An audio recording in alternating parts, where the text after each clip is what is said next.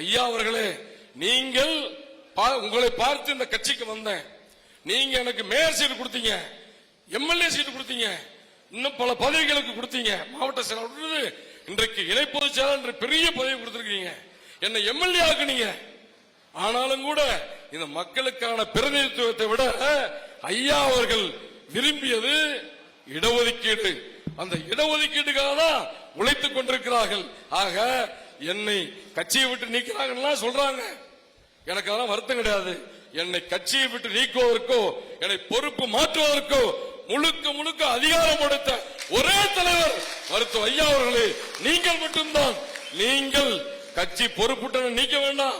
அருள், உன் உயிர் எனக்கு வேணும்னு இப்ப சொன்னா இந்த டிவி காரங்க முன்னாடி என்னுடைய கழுத்தை அறுத்துக்கு சாவ நான் தயாராக இருக்கிறேன் என்பதை சொல்லி, என்றைக்கு என்னுடைய தலைவர் என் உயிர் உள்ளவரை, என் மகன் உள்ளவரை, என் குடும்பம் இருக்கவரை மருத்துவர் ஐயா அவர்களே நீங்கள் மட்டுமே என்பதை சொல்லி வாய்ப்புக்கு நன்றி கூறி முடிக்கிறேன். நன்றி, வணக்கம்.